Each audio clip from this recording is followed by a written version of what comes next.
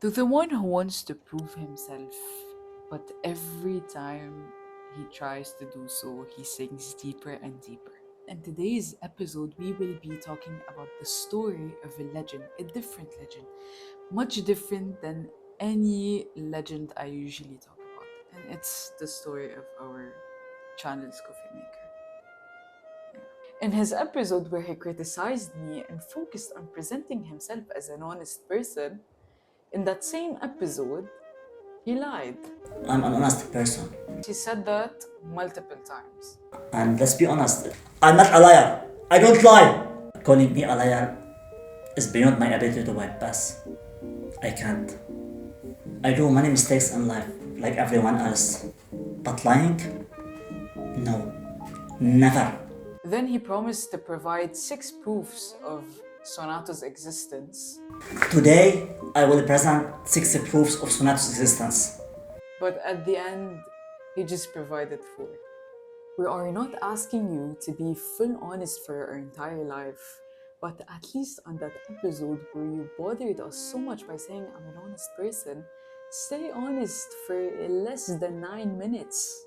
I just don't understand how a person cannot stay honest for 9 minutes and call themselves an honest person. It just doesn't click, you know. And he claims that he's much a better storyteller than I am, and he expecting to exchange roles, that he will be the channel's storyteller and I will be the coffee maker.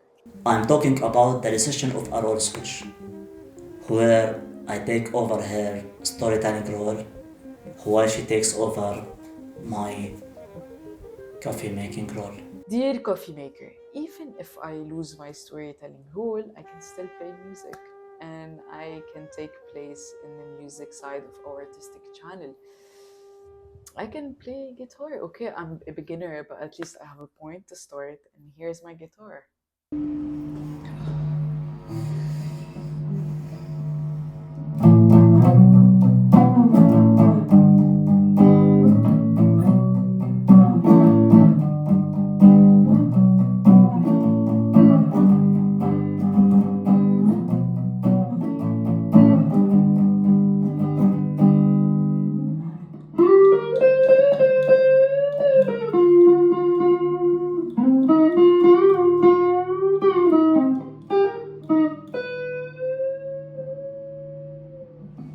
But for you, if you lost your role, then you will have nothing.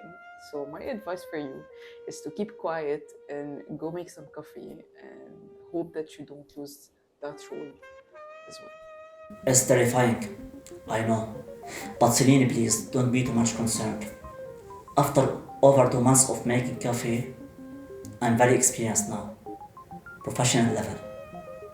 Almost certified. I know it's very hard that you failed in being a successful storyteller, but it's fine, that's life. I promise to help you be a very successful coffee maker. Actually, I don't know how to tell you this, but remember when I used to tell you just fill a quarter of my coffee cup because I'm not that much into coffee? Well, that was because I didn't want to hurt your feelings.